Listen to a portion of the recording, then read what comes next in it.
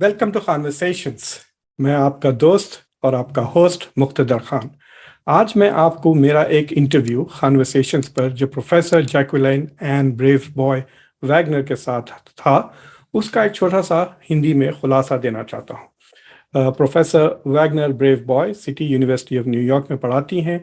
उनकी पैदाइश कैरेबियंस में हुई थी। उन्होंने जमैका से पढ़ा, ट्रिनिडाड में मास्टर्स किया, फिर यहाँ अमेरिका में आकर उन्होंने एरिजोना यूनिवर्सिटी से पीएचडी की और कई सदियों से, लिटरली डेकेड से, वो ग्लोबल साउथ के बारे में पढ़ा रही हैं। उन्होंने कई किताबें लिखी हैं, कैरेबियन के ताल्लुक से लिखी हैं, ग्लोबल साउथ के ताल्लुक से लिखी हैं, थर्ड वर्ल्ड मुल्कों के बारे में भी लिखा है।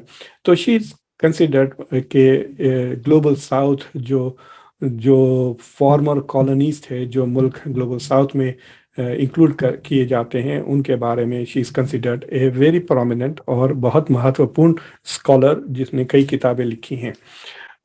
तो मैंने इंटरव्यू में 3-4 अहम मुद्दों पर उनके साथ डिस्कशन किया। पहले कि ग्लोबल साउथ है क्या चीज़, और उन्होंने साफ बताया कि जहाँ तक कि उनका सवाल है, वो ग्लोबल साउथ को टेरिटोरियली देखते हैं, यानी टेरिटरी यानी मुल्क के बारे में देखते हैं। तो जब वो कहती हैं ग्लोबल साउथ, तो वो बेसिकली अफ्रीका, एशिया और लैटिन अमेरिका, साउथ अमेरिका के जो मुल्क हैं उनके बारे में बात कर रही हैं। ये मुल्क जिनको यूरोपियन मुल्कों ने कॉलोनाइज किया था और लूटा था, और ये अब पोस्ट कॉलोनियल सोसाइटीज़ हैं।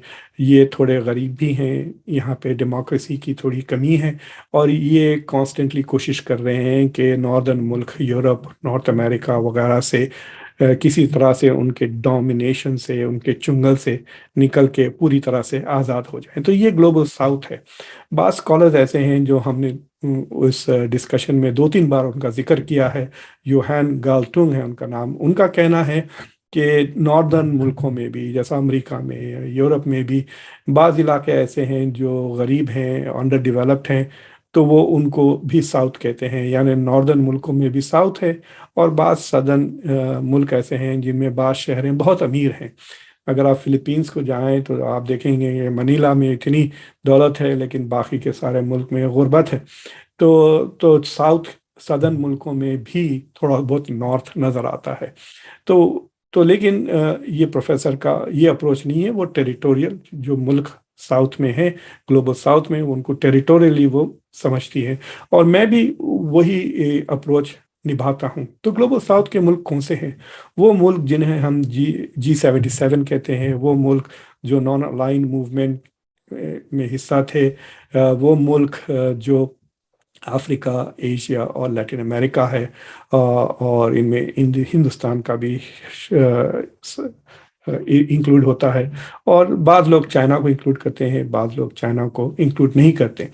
ये प्रोफेसर ब्रेव बॉय वैगनर कह रही थी कि वो 1950 से, जब से चाइना न्यूक्लियर पावर बना, और उसके पास बेसिकली वो पर्क्स हैं जो नॉर्दर्न मुल्कों के पास हैं। मिसाल के तौर पे सिक्योरिटी काउंसिल में वीटो जो चाइना के पास है, तो ये सब सिर्फ नॉर्दर्न मुल्कों के पास होता है। तो जब से वो चाइना को ग्लोबल साउथ में इंक्लूड नहीं करती। दूसरी चीज़ मैंने ये पूछा कि जो चाइना की जो पॉलिसीज है कि तो ये क्या ये ग्लोबल साउथ को इंटीग्रेट कर रहा है? यानी हम लोग 1970s 80s 1990s में ये शिकायत करते रहते थे स्कॉलर्स के साउथ साउथ डायलॉग नहीं है, साउथ साउथ इनिशिएटिव, इन्वेस्टमेंट और पॉलिटिकल, इकोनॉमिक और मिलिट्री कोऑपरेशन बिल्कुल नहीं है।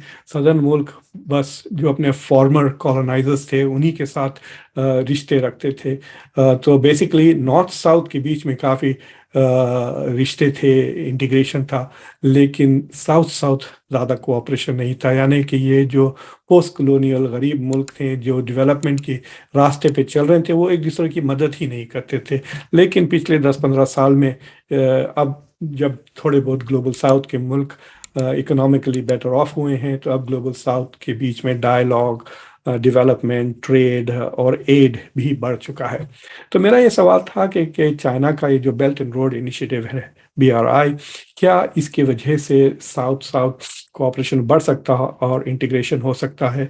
तो اس پہ پروفیسر بریو بائے ویگنر نے یہ کہا کہ ہاں، کہ چائنا کا جو خاص طور سے لیٹن امریکہ میں جو انویسٹمنٹس ہے، افریقہ میں جو انویسٹمنٹس ہے، اور ایشیا میں بھی، اس سے ڈیفینیٹلی ساؤتھ میں ترقی ہو رہی ہے اور سدرن ملکوں کو آپس میں کنیکٹ کیا جا رہا ہے۔ میں نے پھر ان کو یاد دلایا کہ سری لنکا میں جو ہمبن ٹوٹا کے ساتھ ہوا ہے، اس کے وجہ سے لوگ ڈیٹ ڈپلومیسی کی بات کر سکتے ہیں۔ آپ یہ سی پیک پاکستان کے ساتھ بھی ہوا ہے کہ جو ملک چائنا کے ساتھ بیلٹ اینڈ روڈ انیشیٹو میں پارٹیسپیٹ کرتے ہیں، ان کو ڈیٹ، ایک قسم سے ڈیٹ ٹریپ میں وہ پھنس جاتے ہیں۔ تو پروفیسر ویگنر کا کہنا ہے کہ وہ اپنے ایک اسٹوڈنٹ کے ساتھ جو سری لنکا پہ کو انکلوڈ کیا ہے اپنی ڈیزرٹیشن میں، اس سے کے ریسرچ سے یہ ظاہر ہو رہا ہے کہ سری لنکا نے جو ڈیلز کی تھی چائنا سے، وہ پوری آٹونومی کے ساتھ، یعنی ایسے زبردستی نہیں تھی۔ وہ جانتا تھا کہ وہ کس قسم کی ڈیلز پہ سائن کر رہا ہے، یعنی سری لنکا کے پاس فل ایجنسی تھی، یہ چائنا نے اس سے زبردستی نہیں کیا۔ تو بیسیکلی پورا قصور چائنا پہ ڈالنا غلط ہے، اور سری لنکا نے خود سوچ سمجھ کر وہ قدم بڑھائے تھے، جس کی وجہ سے وہ اب اس پریشانی میں ہیں۔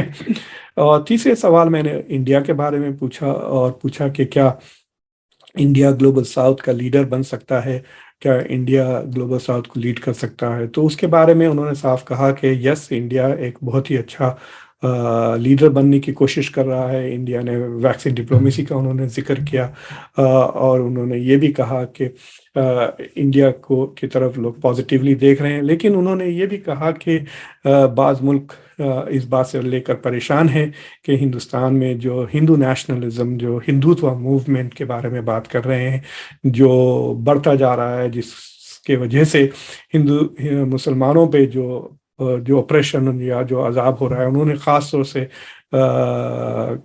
کاؤ ویجیلانٹزم کے بارے میں بات کی کہ جو مسلمانوں پہ شک کیا جا رہا ہے کہ وہ بیف کھا رہے ہیں، ان کے اوپر جو اتیاچار ہو رہے ہیں، اس کے بارے میں انہوں نے ذکر کیا، کہا کہ اس کو لے کر گلوبل ساؤتھ کے دوسرے ممالک کافی پریشان ہیں۔ پھر میں نے ان سے پوچھا کہ ایشیا کے تین ایسے ملک ہیں جو بہت امیر ہو گئے ہیں، جاپان، چائنا اور انڈیا، اور دنیا کے ٹاپ 5 اکانومیز میں یہ تین اب آتے ہیں۔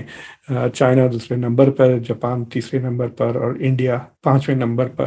تو یہ تین جو سکسیسفل ایشین ملک ہے، ان میں سے سب سے بہتر ماڈل کون سا ملک بنے گا باقی کے گلوبل ساؤتھ کے لیے؟ تو انہوں نے مجھے ایک تاریخی جواب دیا ہے، یہ کہتے ہوئے کہ بھائی 1980s میں جب جاپان گرو ہو رہا تھا تو سب سمجھ رہے تھے کہ جاپان کا ایک ماڈل بہت بہتر ہوگا ایشین ملکوں کے لیے، لیکن انہوں نے ریئلائز کیا کہ جس طرح سے جاپان کی گورنمنٹ نے ان کی پرائیویٹ سیکٹر کو گائیڈ کیا ہے، اور جس طرح سے وہ ایکسپورٹ ڈریون تھے، وہ اپرچونیٹیز اب دوسرے ملکوں کے لیے نہیں ہے۔ اس لیے جاپان کا model is not a good model developing countries کے لیے۔